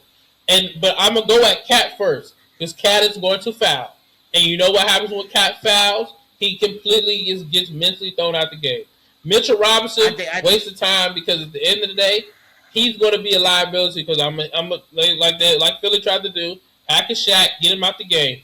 Oh, Cat, I'm gonna go at you because you can't check none of these young dudes because you're gonna have to guard him on the wing. Get him out the game. Brunson, you too small. And you're a defensive liability. Get him out the game. OG, you need OG. You talk about second option. OG needs to be your second option because he can shoot the three with the high level of efficiency. It's going to be a different level of asking for him to be trying to guard Shea with all the picks they set, with all of the pace that they play. Mind you, they force a lot of turnovers. They push the pace. Man, and you gotta go, and they get the home court advantage. They would dog anybody. When I say guard Shea, I'm not being all the way honest. The guarder is Mikal Bridges. So the first 3 quarters is Mikal Bridges. OG only got to guard him for the 4th. Don't matter. It's still a bunch of picks, a lot of pace, a lot of turnovers. You might be down 12 in the 4th. Ain't no way they down 12 in the 4th. Why not? How? Because how? What you mean how? I can sit there. I can guard. I can. If the game plan is to stop everybody else except Brunson, we've seen this story before. Who are they throwing at Brunson? I just said if they live with Brunson and they say I'm gonna shut down everybody else. Nobody is living with Brunson. What you mean? You're going to have to eat some. What happened last year? Some crazy numbers, nigga. What happened last year? What you mean? What happened all the years they've been in the playoffs? I tell you, the last year, the Knicks won every game last year, and Tyrese Halliburton hit a buzzer beater, fadeaway 3-pointer. 3 out of the 4 fucking games to win the series. But what did Brunson do? What you mean? What did Brunson do? He hooped. That nigga was balling. Of course. And my point exactly. Now, what did everybody else do? Nigga, if they lost 2 games by buzzer beaters and they lost the series 4-2, they should have won the series. If Tyrese Halliburton can hit a behind the back fadeaway 3-pointer, them niggas is in the NBA championship. Of course, but my thing is, who do that on OKC, nigga? But my thing is, why were you even in a position that you lost by 2 buckets? Why was that even in thought? Why did that happen? Oh, different coach. Oh, okay. Cat wasn't doing what he doing this year. Okay. Last year, when you see Karl Anthony Towns with 6 assists last year. Okay, that's what you banging. He done did that. You banging on? He done did that. You banging on Cat to give you 6 assists? He done did that 5 out of the last 8. But no, but I'm saying that's what you banging on to win against the West. Against the West. I ain't talking about the East. The West. I'm banking on the fact that these niggas ain't prepared for that type of shit. They not ready for that. They not expecting. So how are the Knicks ready for this when they? How are the Knicks ready for this? Explain to me. Because the Knicks have dealt with Jalen Johnson already, and this Jalen Johnson didn't show no confidence in the playoffs. Go ahead. And now you got to deal with Tyrese Maxey and Embiid. Okay, and they, Paul George, nigga. Paul George he's tapped out at 16 damn near every game. What I'm saying to you is they dealing with these big body niggas who know how to move smooth. Paul George, he got a smoothness. They older. That's the difference. Paul George is older. Embiid is hurt or banged up rather. Maxey is the youngest, is the young talent, but he also has been very. He should easily be running around Cat, right? You say Cat easy money, right? Is he running around Cat to the basket with no problem? No. Cat can guard at the rim, but my thing is, but my thing is, OKC don't gotta hit. They can attack you in so many different ways. It don't even matter. This is the difference. Philly can't attack you in so many different ways because your people that you're relying on are inconsistent. Oubre's inconsistent. Embiid is banged up. Maxey, he's even how he finished the season, it was up and down with him. And then Paul George is Paul George. I'm with you. My favorite point that you said, Indiana. And mind you, they beat the Knicks. They beat the Knicks last year. The Knicks did better versus Indiana than OKC did. I agree. Even though the OKC season went 7 games, the Knicks had a better chance of beating them niggas than OKC did. That don't do nothing for you in your brain. Like nothing about that shit matters. Not at all. Alright. Because you know why? Let's line. You know why? You know why? You know why it doesn't matter? Why? Because there were 2 reasons. Number 1, Indiana still won. Number 2, OKC might not even. OKC won with Tyrese Halliburton. Yeah. Achilles. No, they did. Popping out of his body. They did. They was about to lose that game 7, nigga. They was down 8 points with Tyrese Halliburton. They did, but here's the thing, right? These are the 2 difference makers. If Halliburton Achilles popped out his body, here's the 2 difference makers. Here's the 2 different makers. For Indiana last year, it was Nembhard because he was picking up Shea 94 feet and he was able to really get under his skin. Second reason was because of you kind of alternate between Siakam and what's my man? Halliburton? No, the other one. The one who Neesmith? Yes. You kind of alternate between them 2 in the sense of their 3-point, well, really not the 3-point shot, but their timing. I'll say their timing. Because there was a lot of big shots that Neesmith hit and then he would get hot early or whatever, and then Siakam, he was just cooking all game. That's the difference. Mikal Bridges, I'm sorry, is not going to shut down Shea, picking him up 94 feet. That's not really his game. He's good at half court defense, better against the bigger Mr. Iron Man, nigga. I don't care what you talking about. He trying to. He don't get hurt. I'm not saying he's gonna get hurt. All I'm saying, ask him to guard 94 feet against Shea. Shea gonna eat him apart because he'll take advantage of it. This is what Shea good at. It's harder for Shea to mess with smaller guards like a Nembhard. When I say smaller guards, because you can't flail, you can't flop, you can't flail, whatever word you want to use. He can do that against a Mikal Bridges. Whoop, whoop. That's 2 fouls right there. Why you think Jaden McDaniels say he stay in foul trouble? It's because he's a bigger guard and his size is used as a weapon against him. So but Jaden McDaniels be reaching though. He do. Mikal Bridges he mad disciplined. He is, but at the end of the day, against somebody with the whistle that Shea has, Shea gonna eat that up. He gonna eat that up. But either way, but this is my third reason, right? The team representing the West might not even be them, and they damn sure don't want it with the Spurs, because because this is the thing. Just like you talk about depth with OKC, the Spurs got the same thing. The same. I don't think the Spurs making it to the finals. I don't know for sure, but I think that it depends. They've been looking really just young and inexperienced. No, they have. Got no proof. They have. They might show up, but it's been moments where I'm in here like it's kind of it's possible to beat these niggas, man. This is how I look at it, right? Because they're blowing out Minnesota right now. Whatever. Yeah, they smacked them niggas. But obviously Minnesota got the game 1, so you expect the game 2. I'm about to say them niggas in San Antonio, nigga, they gonna win game 2. But game 3 be very telling. But at the end of the day, this is also how I see it, right? Also how I see it. The Spurs, matchup wise, they're fit for OKC because number 1, they got depth. Number 2, they have a Wemby who's unstoppable for them because of the fact that how small OKC is. And then number 3, you have multiple people who can guard their guards. You got guards for guards. That's cool. The Knicks ain't got that. You don't got guards for guards. It's just not. Yes, they do. No, you don't. I don't care. You throw Deuce, Jordan Clarkson. They got real getters out there. Jordan Clarkson is inconsistent, and he's not. And on top of that, he can't defend. Oh, this nigga crazy. I'm crazy. What has Jordan Clarkson done this playoffs? Score buckets, nigga. What you talking about? Let's fill up the tape. You can look the nigga numbers up. I guarantee his shooting percentage is good. I think the problem is a lot of times niggas look at what the nigga done, how many points he got. He's not gonna shoot a lot. This nigga's the backup shooting guard for the team, bro. It's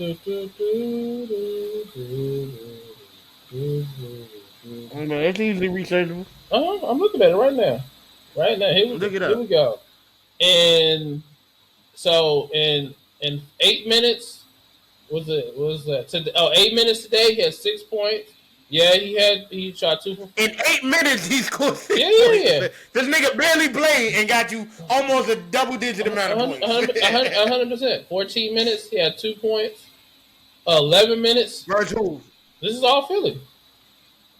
All Philly. Yeah, blowout last time, but game 1. But, I'm about to say the game was okay. So let's go to the Atlanta series, right? Let's go to the Atlanta series. So let's start from game 1. 11 minutes, 8 points. 11 minutes, 7 points. 17 minutes, 8 points. 21 minutes, 7 points. 16 minutes, 9 points.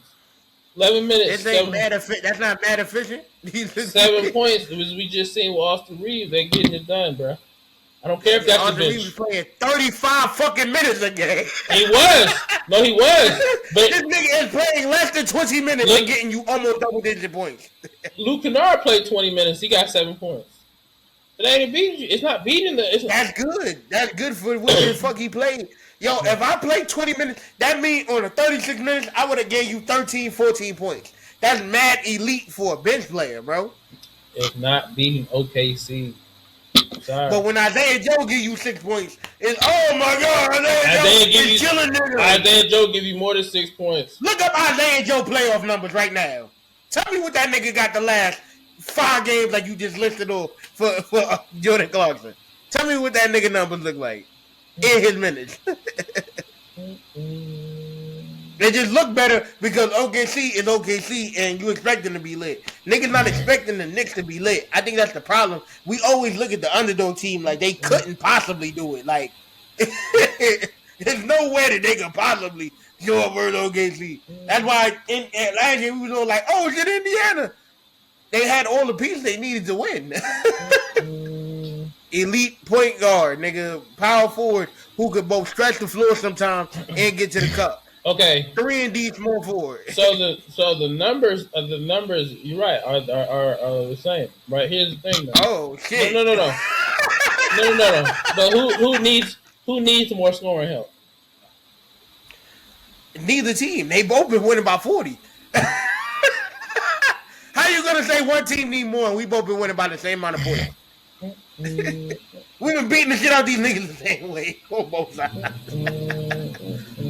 OKC beat the Blazers by 30 in the last game. The Knicks beat the Hawks by 45. Like, we've been kicking niggas' ass. It's easy. Whatever you put up, nigga, is good. It's helpful. Now look up Deuce McBride versus Aaron Wiggins, nigga.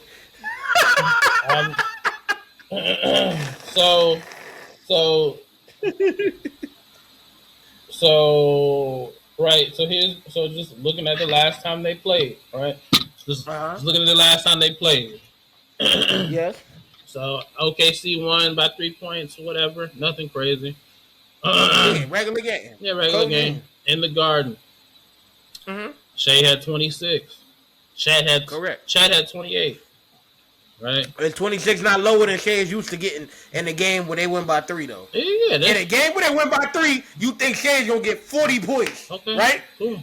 nigga put a body on that nigga, right? All of that is somebody gotta win, so somebody is gonna win. What I'm saying is that they put up a good fight versus that nigga. Yeah, I'm not saying they can't put up a fight. All I'm saying is who's going to win. I don't care about fight. Who's going to win? I think in a 7-game series, you get to assess more than a regular season game versus another conference. So Mikal Bridges, right, in that game, he had 15 points. You think that's going to happen? Yes. You think he's going to average that for the series?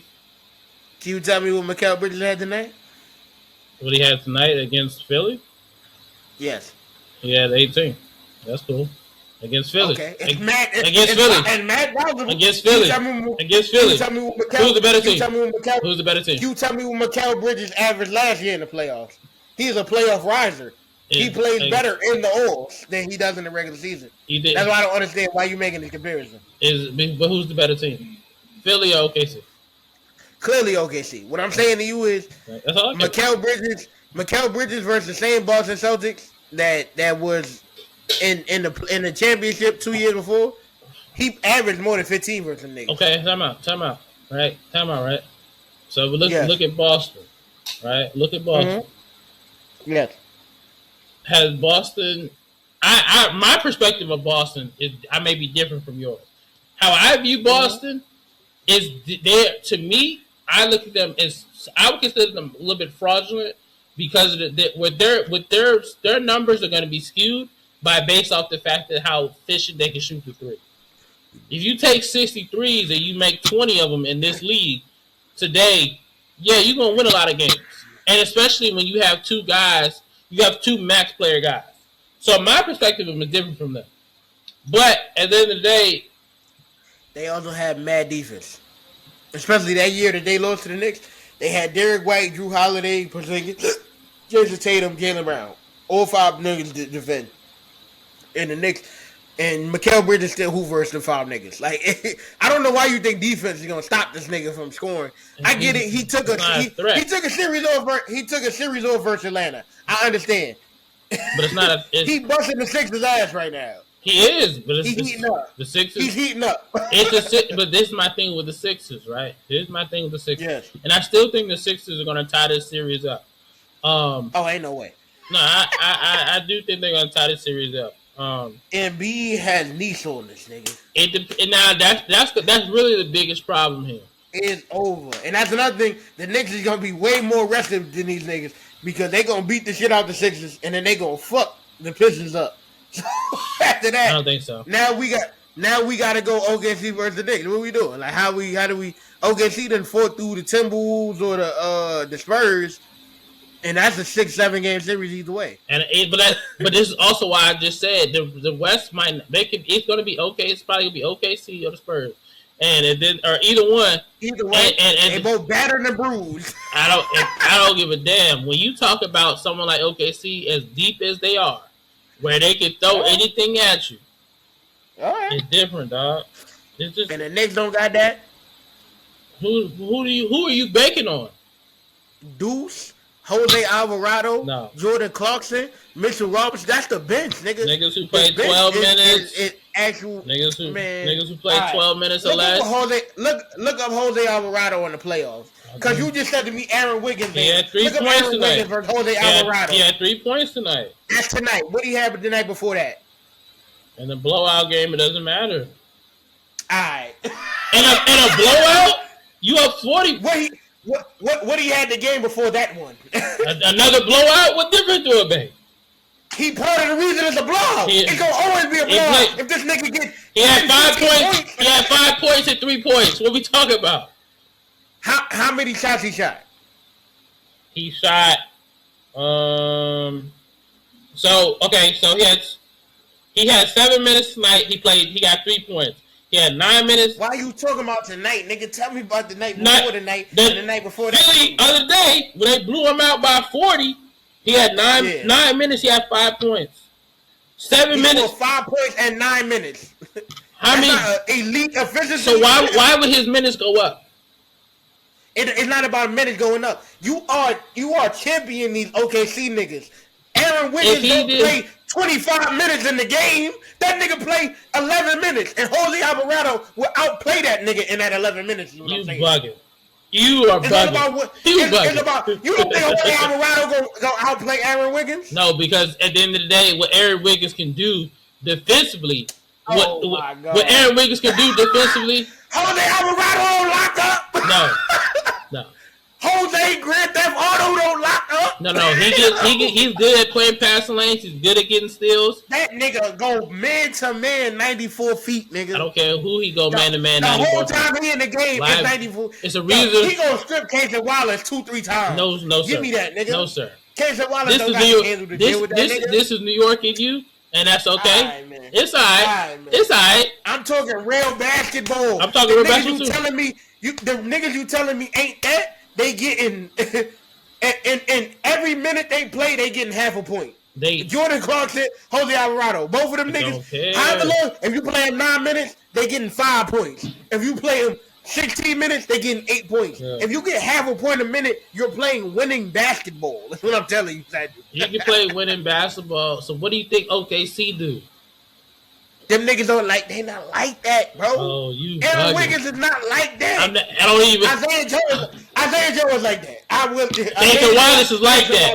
Lou Dort like that. Lou Dort is not like that. He's not. No. Lou Dort isn't. He's not like that versus niggas like us. Offensively, no. Like but he fuck around, hurt somebody, and now you hurt. He was going for the clothesline, but you can't hurt everybody. It don't matter who you hurt. Y'all can't afford to lose. Look at they're talking about you can't afford to lose one person. Okay, see, you got 20 niggas ready to go. What you talking about? Nah, they got a 10-man rotation in New York. You can't afford to lose one person. They got a 10-man rotation. I don't care who you could have 25. If it ain't Brunson, nigga. If it ain't Brunson, niggas is cool. Like you not. You really not though. Niggas is cool. You really not. Cause you really not. Cause you need all of these people. You need all of these people. You need Shaman. As long as it ain't Brunson. You need it. Look. You need a Shaman. You need That's another nigga. I ain't even tell you this with me Shaman number. I don't think Shaman been playing for real. But like I said, he played. All of these niggas you need. You need OG to get buckets. You need Karl Anthony Towns to get buckets. I'm not saying Karl Anthony Towns would have get. You need Karl Anthony Towns for assists. Stay with me there. Karl Anthony Towns. You need him for buckets. Playmaker. You need all of the points. He is a playmaker. You need all of. You need all of the points. Say it with me now. No. Karl Anthony Towns is a playmaker. You need all of the points. He's not about points. He don't want all the games where he didn't have a lot of points. He is a playmaker. You need all. He gets 6 to 8 assists every night. You need all of the points that you can get. He is Draymond Green. And for the Knicks, you need with OKC. You need all of the points you can get. I'm not chasing nobody, man. Okay. You don't need no fucking points. We held them niggas to 108, nigga. We ain't got no defenders. Okay. They scored 108. Okay, so.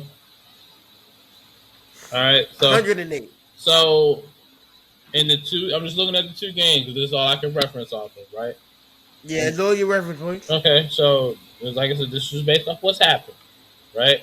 Yes. It's based off what happened. So these are, I'm looking at the stats. Hey, the stats is crazy, right? Stats is crazy, right? Yeah. So Jalen Brunson had 32, right? 32, dropping buckets. Carney Towns had 15 and 18. That's crazy work. Crazy. Yep. Josh Hart, who's not known to be a scorer, gave you 15 points, right? So we up to 62 points in the starting lineup. Mikal Bridges, another 15. We up to 77. What did OG score?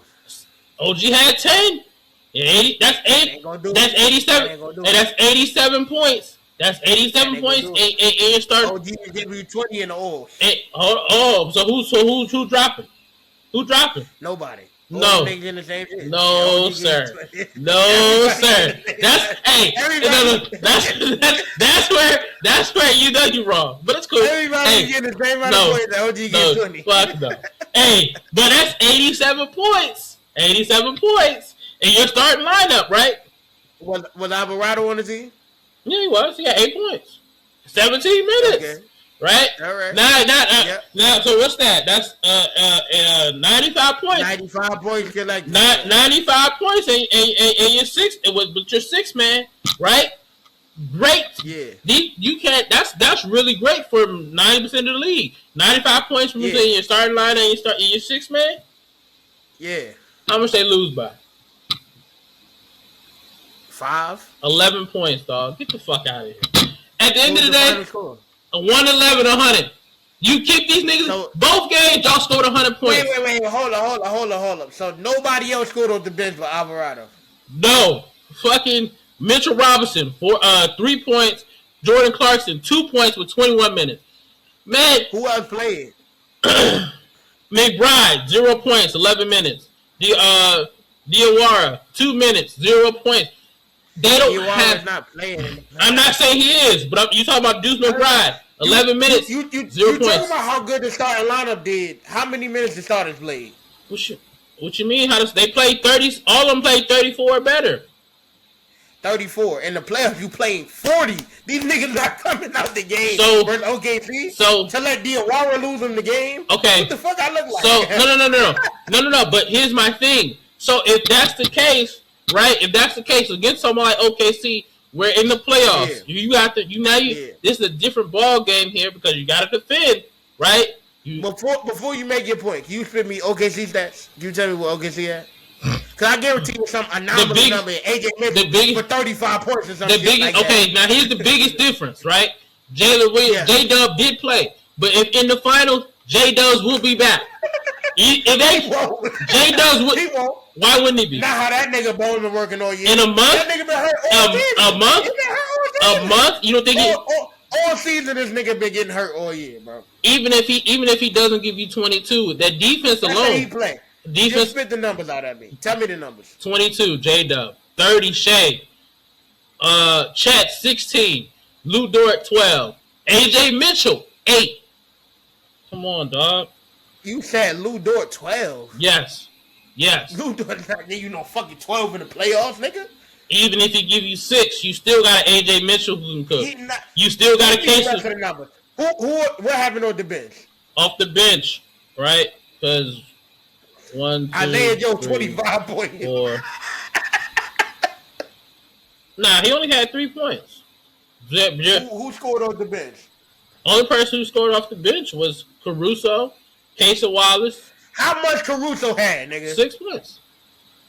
Caruso not getting no fuck. That's what I'm saying. Why wouldn't he? 2 threes. That's all he. 2 threes. That's all he need. One in the first half. One in the first half. Look up what that nigga. It's not about averages. It's about what. He not gonna get that in the playoffs. Why wouldn't he?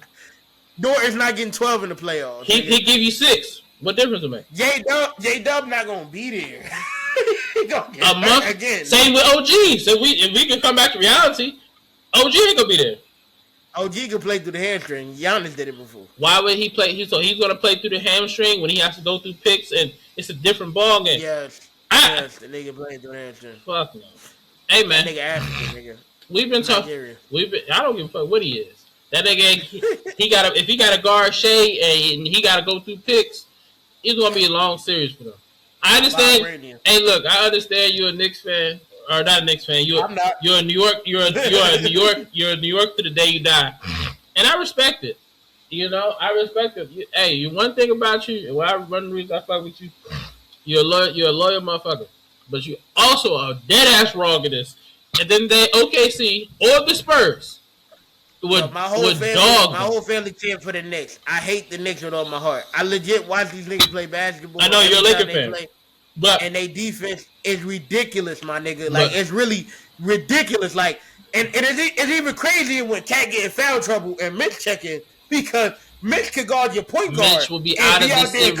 This is not a Mitch. Mitch is not gonna be out of the series. That hack-a-sack shit is not realistic. You don't have enough niggas to foul. They play 12 deep. What you mean? Okay, so which one of these 12 you willing to sacrifice 6 fouls for? Anybody that's not Shea. Cause the other niggas on the Knicks, you can't just put anybody to foul a nigga. Somebody gotta guard Brunson. So you can't put Dort, Case and Wallace. I'll be like, you spread the fouls out. Any of them 3 niggas you can't put the foul on purpose. You spread the foul out. Okay, you spread the foul out. Hey, AJ Mitchell, give me one. All right, so how was the coach yell? Yo, number 11, you fouled a nigga this time. The same way they call plays without even having to call timeout. Bro, there's no way the nigga just alright, you got it, man. Nigga gonna execute 15 perfect fouls on Mitchell Robinson with each person getting. It's not a series for him. If you get Jalen Williams, and not have to worry about another nigga fouling you out by just you playing bad defense. As soon as you get the first foul on purpose in the first quarter, you're in danger of going in foul trouble, my nigga. I'm not worried. If you're the first off, OKC can score. If they couldn't score, this would be a different story. They can score.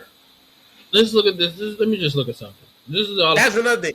What Hartenstein shoot from the free throw? Right. Because if you're gonna foul this nigga, I'm gonna foul you back. OKC. So what are we gonna do? OKC. I'm sorry. The Knicks had 18 turnovers in that game, right? Yes.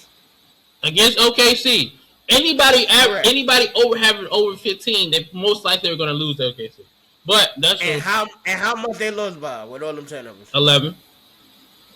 All right, so if niggas had 9, did they win the game? So how often do people have 9 against OKC? In the playoffs, when you slow the game down. I mean that's true, but it doesn't matter. The game is not going like it's going in the regular season. This is just another opponent. I get a week to monitor you niggas and figure out what you like to do and what you don't like to do. Let's play ball, my nigga. This happened the same shit. The Celtics beat the Knicks all last year, and then they came into the playoffs and got their ass bust because the game is different when the game slow down, bro. It's different when the game slow down. Okay, it is different when the game slows down, right? It is different when the game slows down. 100%. But we just 2 teams running fast breaks on game. I'm going to throw 18 turnovers because I'm trying to get this shit up the court. I get the rebound, I might get throw the full goal pass and I might get it. I'm going to walk that bitch down because it's the fucking playoffs, nigga. Look, let's relax. You're right. You're absolutely right. The Knicks wasn't beating nobody by 30. They done won the last 4 or 5 games. It's been crazy. It's been crazy for sure. They've been smacking niggas, It's been crazy for sure. But here's my issue. Here's my issue with the Knicks, right? Yes. Here's my issue with the Knicks. Right now, you chilling because at the end of the day, Philly, they without Embiid being full strength, it should at home they're gonna take care of business. But you gotta see what Embiid does on the road. Now, if Embiid is banged up, it's cooked. Whatever. No, it's not gonna be a series. Cool, whatever. It's gonna be a week. Detroit. On the other hand, they gonna create some problems because you talk to who was the second leading scorer for Detroit in the next series? In the next series, again when they played them. No, I'm talking about in your prediction, Detroit versus Knicks, Eastern Conference Finals. Who was the second leading? Probably Tobias. And you think Tobias Harris is gonna get it done points wise versus the Knicks to win the series? He could. I'm asking you, what do you think? It's a contract. But it's a contract.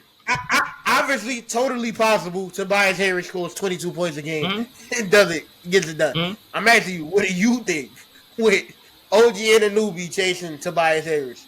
What do you think? I don't necessarily think he has a great series, but I also look at like you think he do what he do versus other niggas when he got OG on. Nah, I know actually, but I also look at it like somebody got to guard Cade, and Cade can guard back. So I feel like Cade is gonna get all the buckets you want. I feel like you could just live with that because who's gonna guard Brunson? That's gonna have to throw a sword on him, and he already did a sword dirty. We seen that already. No, we done witnessed that. We know how that goes. You're right, but I still think I don't necessarily think Detroit wins if they play the Knicks, but I also look at them making a competitive series. And at the end of the day, it doesn't matter because none of these teams are OKC or the Spurs. All right, I just want to see OKC. OKC got to go through the Spurs or the Timberwolves next round when they run through us, right? 100%. They're gonna have a all these teams can beat y'all or beat the Knicks. That's gonna be a tough series. The Spurs, you definitely don't want to see the Spurs. You definitely don't want to see the Spurs. Super rested. The Knicks going into that shit mad rested going into the. I don't care how rested they are. You don't want to see the Spurs. You don't want to see the Spurs, and you don't want to see none of these teams. You don't. Why don't you want to? Why you don't want to see the Spurs? What you mean? Why you don't want to? You don't. You're not. Why you don't see the Spurs? You don't want to see. You don't. You're not trying to deal with Wemby. And you're not trying. And you're not trying to deal with Stephon Castle harassing Jalen Brunson the whole game. Stephon Castle fouled out like 4 of the last. Don't matter, games, bro. This nigga is a terrible defender on people who can draw fouls. I'm cool. I'm alright. I'm cool. Trevor. I'm alright. Wemby is a problem for sure. When I'm saying with Wemby, I witnessed the Timberwolves punch this nigga in the face for the whole game one, and that nigga. No, you're right. But he got up though, and he finished the series, and he got it done. At the end of the day, Wemby is a problem. He's gonna dog cat. He's gonna shut down anything you do in the paint. He's gonna force and like I said, I'll take my chances with y'all shooting threes because Josh Hart not a 3-point shooter. Mikal Bridges not a 3-point shooter. I don't think Wemby's scary to nobody yet, man. You bugging. He needs some muscle, man. This been out the mud. We get out there. Hey, look. You gonna see? Look, they gonna show you something. We gonna show you something. They're not showing anything. I don't care if they do they have a good chance of making it to the finals. I don't give a damn because at the end of the day, they got a good chance to make it to the finals. I'm saying that when they get there, I don't care if New York is over there. Nobody in the West there with them niggas. Okay. None of the remaining teams. I don't care if it was LA. Okay. I don't care if it was LA, bruh. Okay. Anthony Edwards, if he somehow pulls it off and he can beat the Spurs. Mm-hmm. Don't want it because now you got Jaden McDaniels, now you got Ant, now you got Ayo, you got dudes ready to go. Okay. Same with the Spurs, you got endless dudes who are ready to go. All of these dudes can shoot. Same with OKC, they can shoot and they can guard. And then I can't wait. All they gotta do is make it. They just gotta make them work. And that's what they do. I can't wait. That's what they do. I can't wait, man. I'm gonna be vindicated, man. All right, you go. Your feelings gonna be hurt. I'm gonna be vindicated. I'm telling you. Your feelings gonna be hurt. I get it though. The West been amazing our whole life. You feel me? It's always been Tim Duncan and Kobe. I get it. My whole point. That shit is not. It's not that no more. It really ain't. Because it really ain't, bro. Because when you look at the West, if you look at the top teams in the West, they dog everybody in the East. I ain't saying nobody else. The Sixers win the series somehow. They're not gonna get it done if the. No, we just talking about the Knicks because the Knicks out of Detroit, but I'm specifically saying the Knicks because Detroit don't got no second option for scoring. Yeah, we talking about the Knicks. Make it. The Knicks got a 1 through 5. They have a second option if they need it. They got a big man who could pass, which no other team has in the playoffs. And then Mikal Bridges will get hot like he doing in this series at random, nigga. So and then they have a bench. You're banking on Mikal Bridges to be the guy that kind of puts you over the top.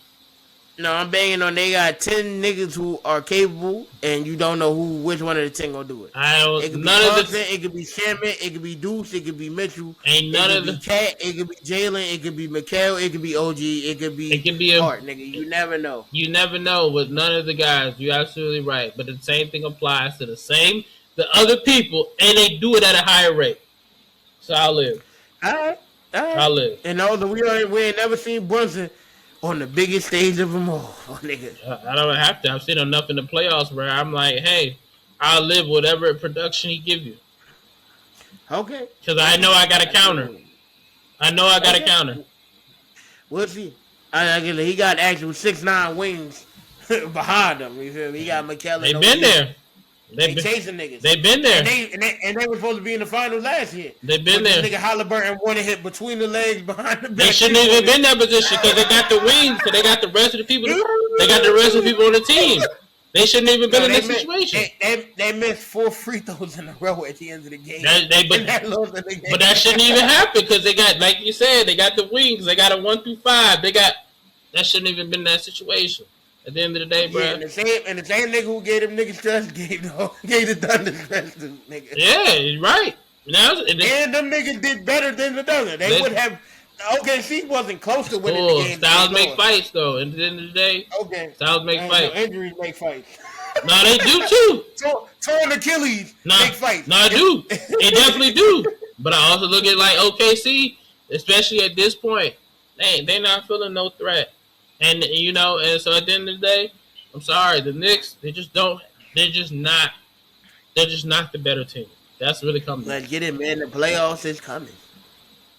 Hey man, the championship is coming. Please like, please comment, please subscribe. My name is Satchel Young, aka Youngsatch. My brother across the screen is Tyrone, aka Ty Crane.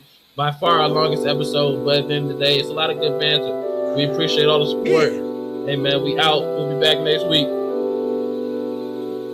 Cha cha cha.